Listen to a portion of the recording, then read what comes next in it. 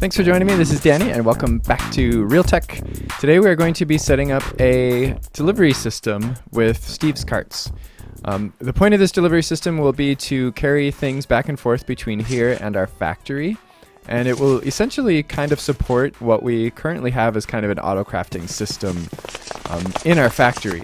So right now we have these two chests out here that are kind of a drop-off and a pickup chest that allow us to drop off certain crafting ingredients in this chest and then pick up the results in this chest. And the different things that we can do that we had set up in previous episodes are generating steel if we drop off iron and coal. We can also generate treated wood if we just drop off a couple of oak logs. And we can also do ore doubling. So any ores that we drop off in here will result in ingots over here.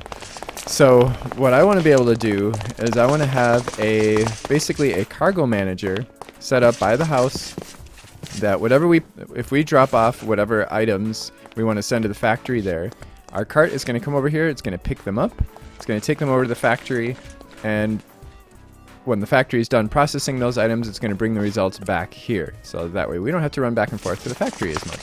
So in order to do this, this is going to be a fairly simple Steve's Carts project. A lot simpler than a lot of the other ones that we've done in the past. It's going to require these ingredients here. We're going to be making a cart using a standard hull, some chests, side chests, and a solar engine. And that's it. That's the extent of the hull, or of the cart that we're going to be making. And then to set up the network, basically we're going to need a couple of cargo managers and a bunch of rails, a couple of advanced detector rails, and then 3 external distributors. So the first thing we're going to do is we're going to get our cart started, because this does take time. And we do have a cart assembler back here by our cobble generator that we did with Steve's Carts in a previous episode. And we can just throw the standard hull in here and then the bits that we want to put inside. So if you're not familiar with how this works, there are multiple different hulls that have different levels of complexity, that allow different levels of complexity of the parts that we put in them. In this case, we're putting in a solar engine which has a modular cost of 20, and we're putting in side chests that have a modular cost of 3. That's a total cost of 23. The most complex thing is the solar engine, which has a modular cost of 20. The cart has a modular capacity of 200. So our total cost is 23. We are well below that. It has a complexity cap of 50, meaning no single item can have more than 50 modular cost. We're well below that as well. However, the next lower cart would be the wooden hull, which has a complexity cap of 15, which we would not be able to put the solar engine in. So that's why we're going with the standard hull. And this is going to take 3 minutes and 9 minutes to assemble. And that's it. That's all we're going to need there. So 3 minutes and 9 minutes later, 3 minutes and 9 seconds later, that'll be done. In the meantime, we can set up our network. So I'm going to remove both of the... Well, actually, I need to remove that too. I'm going to remove both of these. And what we're going to do is we're going to have just one cargo manager over here. And this cargo manager is going to do both the drop-offs and the pickups. And that's actually what we're going to use these 2 external distributors for. So the external distributors, unfortunately, we can only put them above or below the cargo managers. We can't put them on the side. If you put it on the side, it'll say not connected to any managers.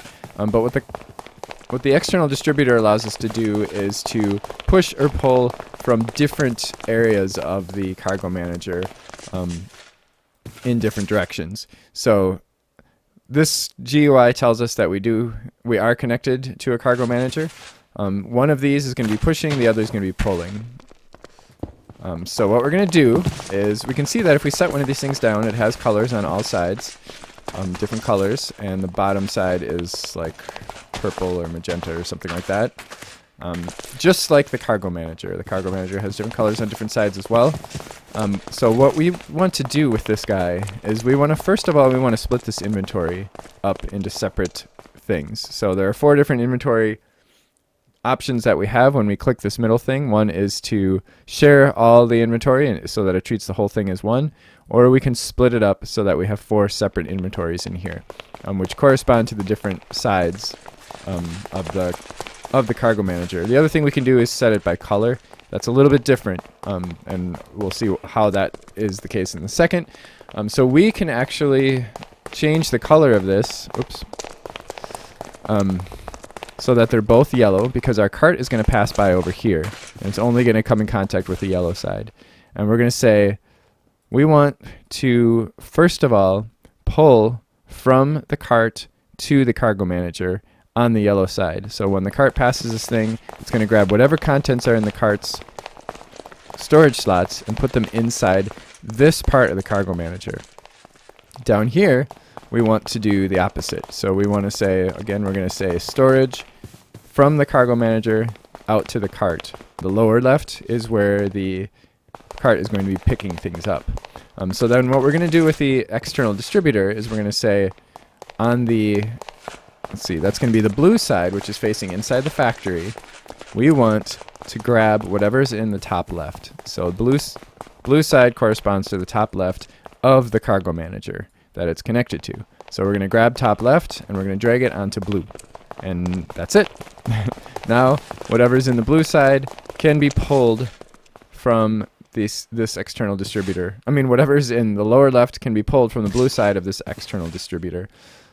Now, theoretically, we could get away with just using one external distributor here if we could like input onto the green side. I'm not going to do that. I'm just going to use a separate one down here so that we can keep this underground. Oh, you know what? We could pull that from underground too. You know what? Let's do that, because then this will look nicer. Actually, let's get rid of this one. Okay, so slight change in plans. I'm going to get rid of that. So what we're going to do instead is we're going to move this extracting conveyor belt down there. I guess the only problem. Actually, let me see if we can make this work. So that's facing this way. It's obviously not going to be able to go into that. So then what we're going to have to do is break this one, put it down there, and then have it come up. So that should work, actually, and then this stuff should get dropped onto there anyway. So yeah, okay, let's do it this way. So now we can just use one external distributor, and we can say that on the, again, the blue side, we want the blue side to correspond to the top left. So whatever's in this top left slot is going to be accessible on the blue side of this distributor, which means it's going to end up getting pulled by that. Let's put this back. There. Okay, so then we're going to input into the bottom of this. So I'm going to have conveyor belts instead. Whoops.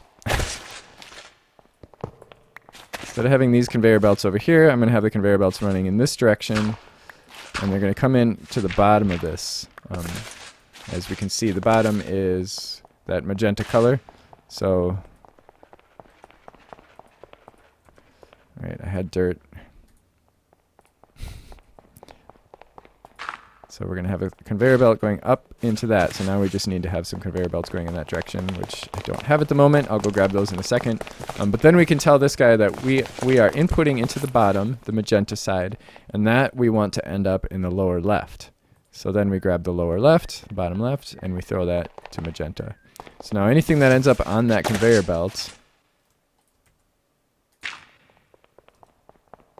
should end up in the bottom left up here. Hooray! So anything that ends up on this top left area, so let's say we throw this ore here, should get pulled on the conveyor belt, and we'll see that it's going to end up going into our crusher. And then it will eventually come out here as ingots. So let's finish this up. There. So that's all connected, and that's all we need to do here. Now we can actually cover up this mess that I made. We don't even need to see that external distributor anymore. We'll just leave one hole in there so I can see it passing by. And then, in order for the cart to stop at this cargo manager, we do need to put an advanced detector rail in front of it.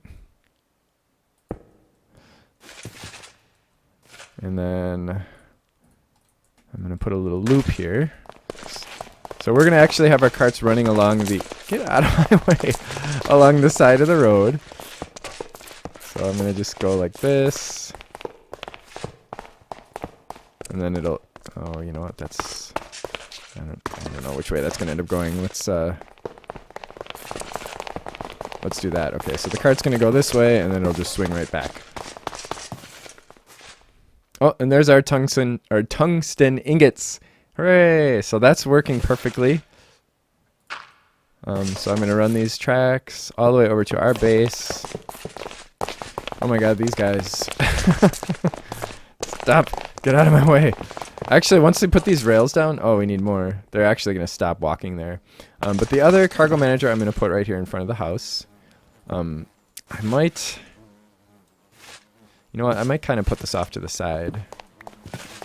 So that it's not as visible. I don't know, maybe there? Yeah, it's still pretty visible, but... Oh, whatever. Let's just put that there. And I'm going to put an external distributor underneath this thing, and I'll tell you why in a second.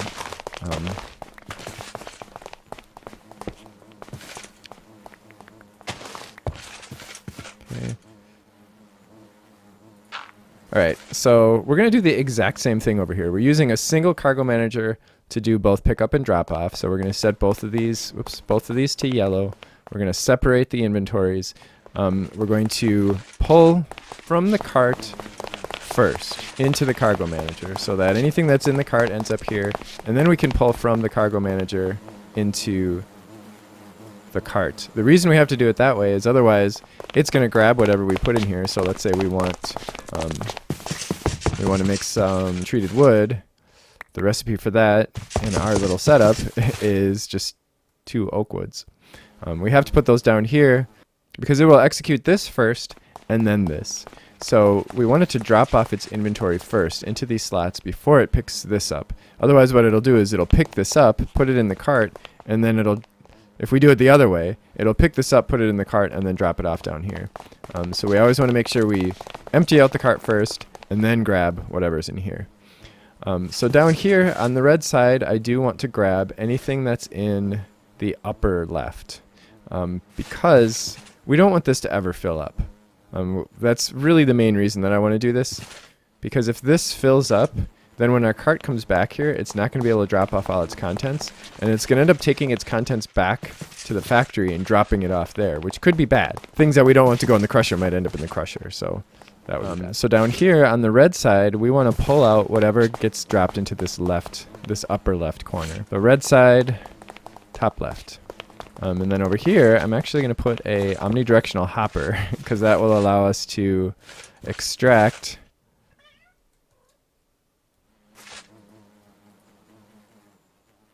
why? Huh. It'll allow us to extract from that side and then output to the top, and then we can put one of these wooden crates on there. So anything that ends up in that upper left-hand slot should get pulled out, and then it'll end up in this oakwood chest. But not the stuff that's in the lower left, obviously. We don't want that to happen because that we want to end up in the cart.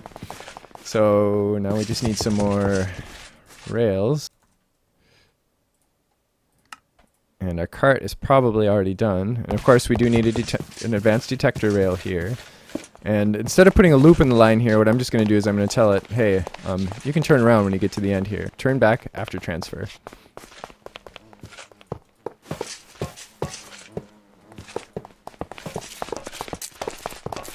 There, so that's done. And our cart is probably done as well. Hooray! There's our modular cart. Oh, and we did need some charcoal, by the way, or some kind of fuel to do that.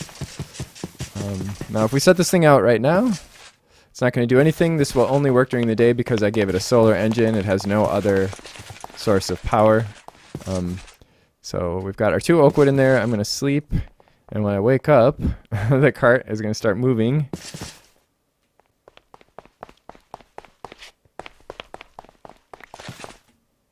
So the solar panel will go out. I'm going to start gathering some power from the sun. The sun. And it should start moving. There we go. Okay, so it's going that way first. It should come over here. It has nothing to drop off, so nothing's going to happen there. But then it's going to pick up these guys. And it's going to take it back to our base.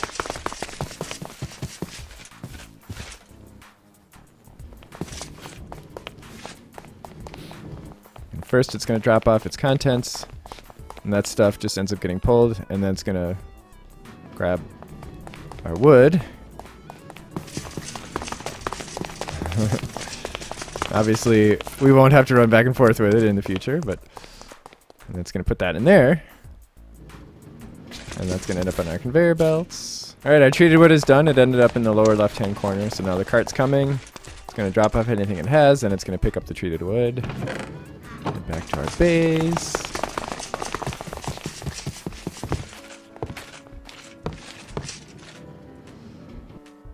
Drop off the treated wood. Try to check to see if there's anything that needs to be picked up, and then there's our treated wood. Nice. It's all done. So now we don't have to run back and forth between here and the factory anymore when we want to get this kind of stuff, or when we want to ore double or anything like that. We now have a little delivery system in place. And as time goes on, I'm going to expand on this delivery system so that it grabs things from other parts of our little town, including the tree farm over there. So probably in the next episode,